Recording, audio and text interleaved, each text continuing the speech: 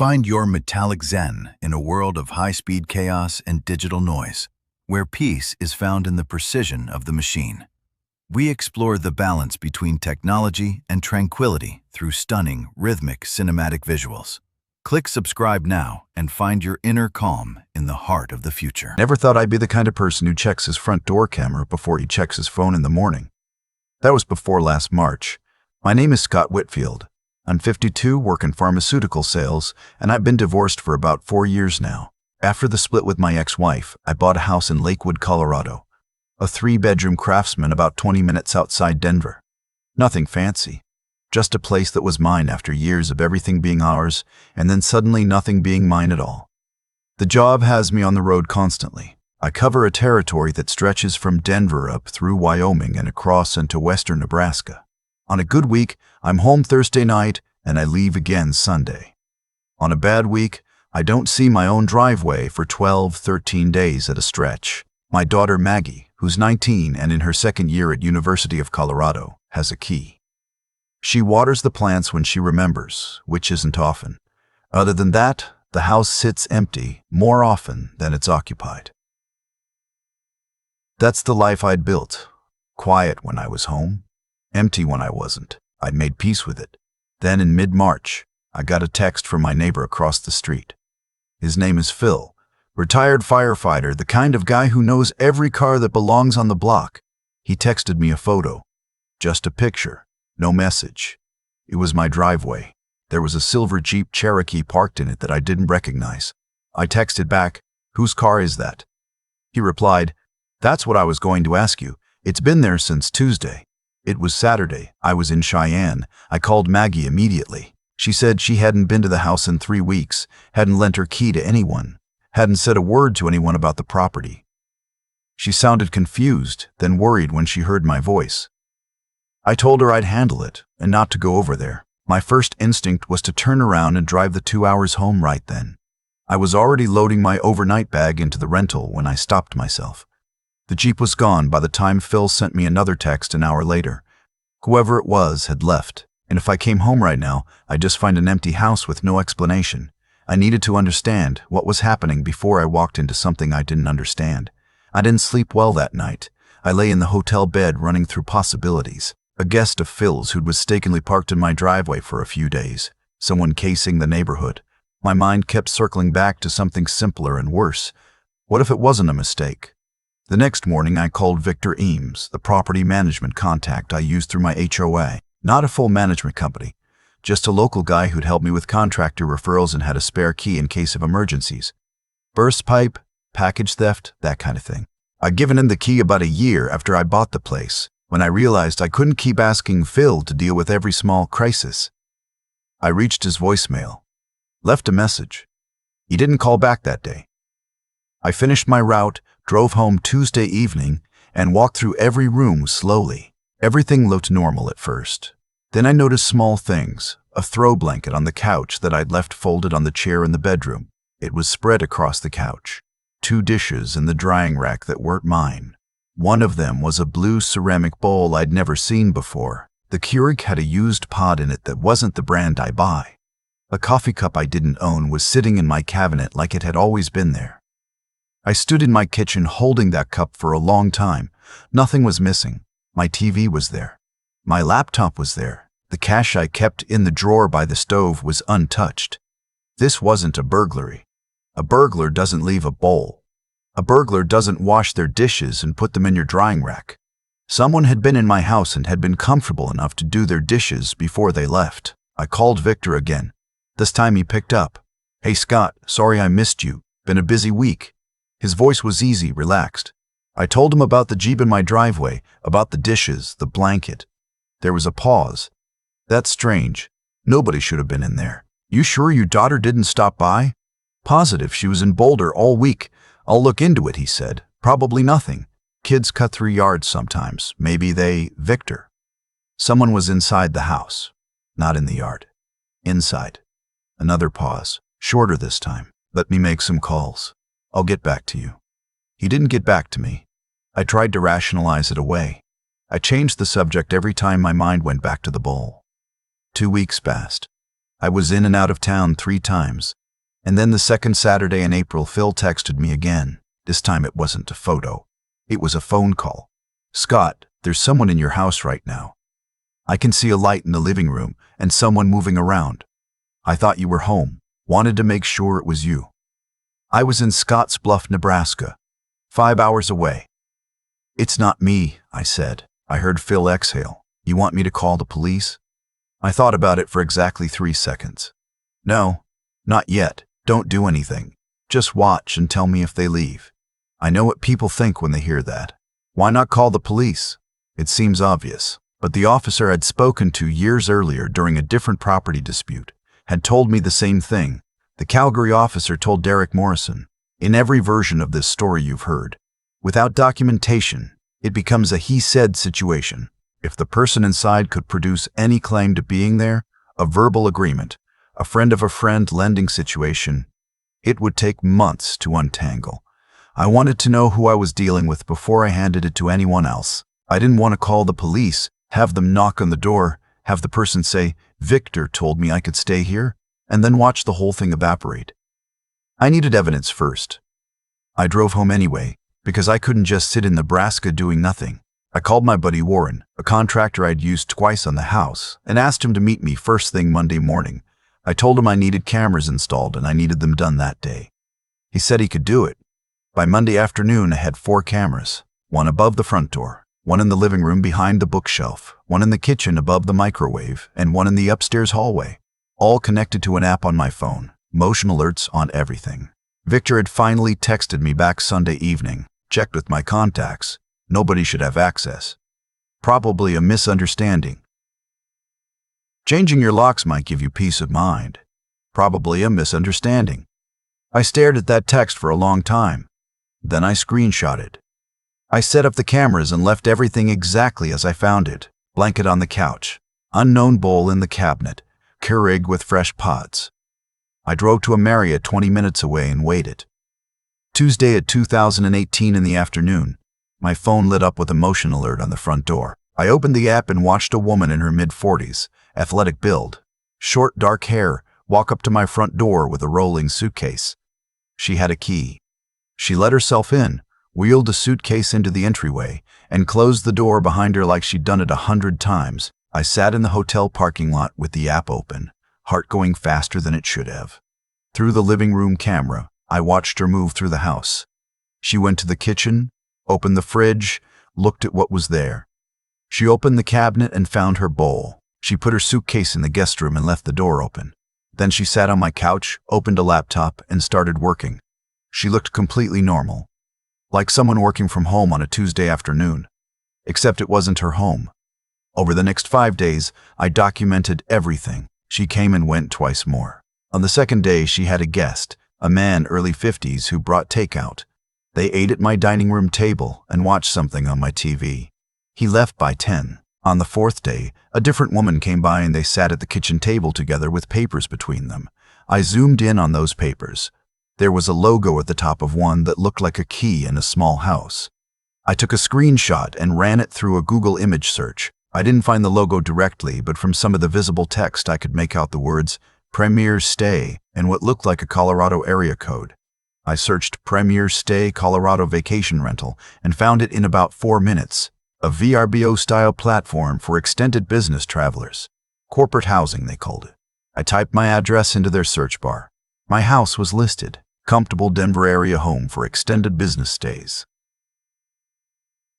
The photos were of my living room, my kitchen, my backyard patio with the Weber grill I'd bought the previous summer.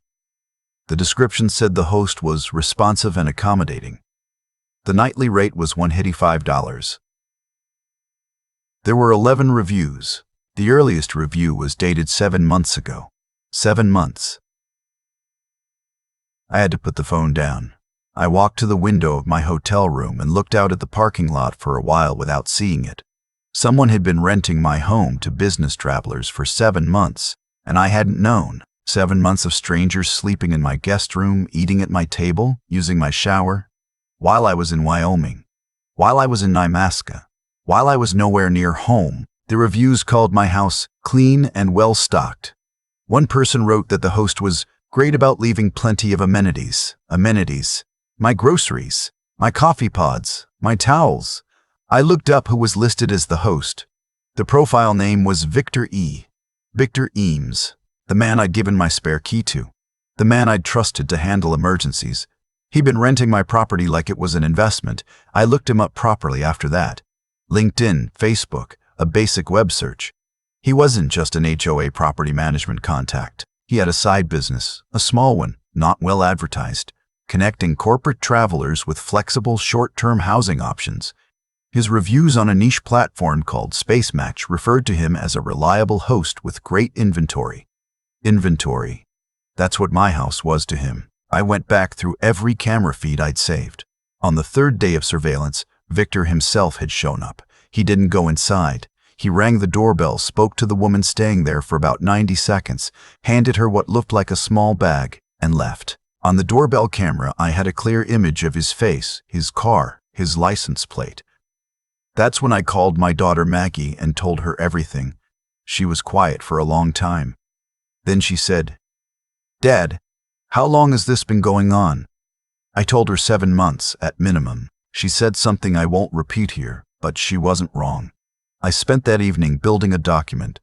Every camera screenshot, timestamps, the premier stay listing, Victor's profile, his Space Match reviews, the photo of him at the door. I organized it chronologically and put it all into a folder on my laptop. Then I called Warren and asked him one more favor, to come over and do a sweep of the guest room and tell me if anything unusual had been installed. I was thinking about whether Victor had put anything there that I didn't know about. Warren found nothing, which was a small relief. On the 6th day, something shifted. The woman who'd been staying in the house had a phone call in the kitchen. The microphone on the camera above the refrigerator isn't great, but I could make out pieces of it. I heard her say Victor at least twice. I heard the owner doesn't come back until the 28th. I heard just extend it, I'm fine here. The 28th was when I'd originally told the Marriott I'd need the room through. Somehow Victor knew my approximate schedule, which made sense. I'd been calling him when I was on the road for a year. He knew when I was gone. He knew my patterns. He built a business around the predictability of my absence. 2 days later, a new guest arrived. A man in a business suit with a carry-on who shook hands with Victor in my driveway and went inside. Another booking. Another rotation. I went to the police that Friday. The detective I spoke with was named Howard Birch. Late 40s, the kind of man who doesn't react much to anything, which I found oddly calming. I walked him through everything on my laptop and he took his time with it. "This is well documented," he said, scrolling through the screenshots. "The key thing here is that you have his face, his name on a listing, and footage of him accessing and facilitating access to your property. That's your chain of evidence." He explained the charges, breaking and entering, since Victor's key access was never intended for this use. Fraud, theft of services, potentially a civil case for the rental income he'd collected. "How many properties do you think he's doing this with?" I asked. Birch looked up from the laptop. "Hard to say until we look. But if he's advertising himself as a host with inventory, probably more than one." He was right. The investigation took 3 weeks. Birch's team pulled Victor's Space Match account, his premier stay listings, his banking records. They found 4 additional properties. One belonged to a flight attendant who traveled 12 days a month. One belonged to a couple who snowbirded in Florida from November through March and had hired Victor to check in on their home. One belonged to a man named Chuck who worked offshore oil and came home roughly 10 days out of every 30. Victor had identified every one of them the same way. People who were gone often enough that their absence was a reliable asset. He had keys to all 5 properties. He'd been operating for 14 months total. His gross take from all 5 properties was a little over $62,000. He was arrested on a Wednesday morning. Birch called me to tell me it had happened, and I pulled over on I-25 north of Denver and just sat there on the shoulder for a few minutes. The woman who'd been staying in my house wasn't charged. She booked through a legitimate-looking platform, paid a fair rate for what she thought was a proper rental, and had no idea she was part of a fraud. None of the guests did. That was part of what made Victor's operation difficult to detect. On their end, everything looked legal. Victor's case went to court 8 months later. I testified. The prosecutor used my camera footage and documentation extensively. Victor's attorney argued that the key agreement was ambiguous and that Victor had acted as a de facto property manager with implied permission. The judge dismissed that argument in about 30 seconds. He was sentenced to 3 years in county, 5 years probation. He was ordered to pay restitution to all 5 property owners. My share came out to just over $11,000, which covered the cameras, the hotel stay, the locksmith I hired to rekey every lock in the house, and a security system I had professionally installed after. It also covered a little bit of the feeling of knowing strangers had slept in my guest room for the better part of a year. Not all of it, just a little. The flight attendant, whose name was Priya, reached out to me after the trial. She told me she'd found a half-eaten jar of peanut butter in her cabinet that she'd never bought. She said she'd thought about it almost every day since she found out. I told her I understood exactly what she meant. It's not the big violation that stays with you. It's the small domestic detail, a bowl, a jar of peanut butter. Evidence that someone made themselves at home in your home. The couple who snowbirded in Florida, Raymond and his wife Ellen, found out that a guest had gone through their mail and used their landline to make calls, including 2 to a premium rate number. They had to deal with a modest financial mess on top of everything else. Raymond was furious in a way that I found completely reasonable. He'd hired Victor specifically because he trusted the referral from a neighbor. Same as me. I don't live there anymore. I lasted about 5 months after the trial. I tried to make it work. New locks, new system, new habits. But I'd walk into the guest room and just feel it. The wrongness of it. Someone had used that room. Someone had put their suitcase where I put mine. Someone had opened my cabinets looking for a glass like they had every right to. I sold the house in the spring. Bought a unit in a building in the Highlands neighborhood. 4th floor, doorman, fob access with the elevator, cameras in the lobby. I still travel for work. I still spend more nights in hotels than in my own bed. But now when I close the door behind me, I know exactly who else has a key to what's on the other side of it. That answer is nobody. Just me. A few things I'd tell anyone who reads this. First, do not give a spare key to anyone without a paper trail. I had no written agreement with Victor, no contract, no scope of what he was and wasn't authorized to do with access to my home. A handshake arrangement that made sense at the time became the legal gray area his attorney tried to exploit. Use a lockbox with a rotating code that you control, or a smart lock with a log. If you give out a physical key, put the agreement in writing, even if it feels overly formal. Second, search your own address on every rental platform you can find. Airbnb, Vrbo, Furnished Finder, Space Match, all of them. I never would have thought to look. Victor was counting on that. It takes 10 minutes and the alternative is what I found out. Third, monitor your utilities. Victor's operation used my electricity, my water, my heat. I hadn't been paying close attention to my bills because they auto-drafted and I assumed it was just baseline usage. If I'd noticed the spike earlier, I might have caught this at month 2 instead of month 7. Fourth, build a relationship with your neighbors. Phil caught this, not me. Phil saw the car and texted me, and that was the beginning of the whole thread. If he'd assumed I'd authorized it, if he'd minded his own business the way most neighbors do, this might have gone on longer. Tell your neighbors explicitly, nobody should be at my house when I'm not here. Not sometimes, not maybe. Nobody. Fifth, don't confront alone. I know the instinct is to drive straight home and walk in the front door. If I'd done that, I would have had a conversation, not a conviction. Evidence changed what was possible. Documentation was the difference between Victor owing me $11,000 and paying nothing. There are people out there who look at the patterns of other people's lives, the gaps, the absences, the predictable emptiness, and see an opportunity. They're not dramatic. They're not the people you imagine when you think about crime. Victor drove a clean car and had a professional LinkedIn profile. He called himself a property management consultant. He was good at seeming like someone you can trust. Your home's supposed to be the one place where that kind of calculation doesn't apply, where the door closes and what's behind it is private. I believed that for 52 years without ever having a reason to doubt it. Don't wait for a reason. Start with Phil's text. Start with the bill that doesn't look right. Start with the coffee cup in your cabinet that isn't yours. Don't wait until someone's already made themselves at home in yours.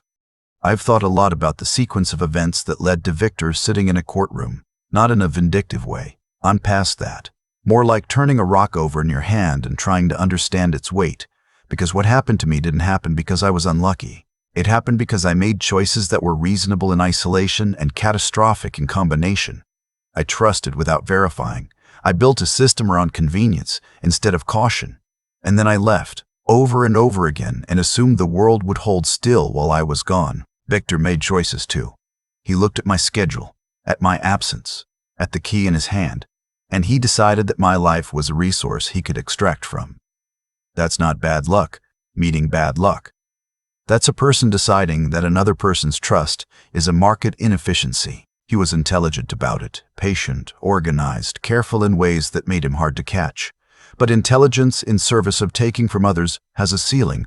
It produces results until it doesn't, and then it produces consequences. The 14 months he spent building that operation ended with 3 years in county and a restitution order. The math on that is not complicated.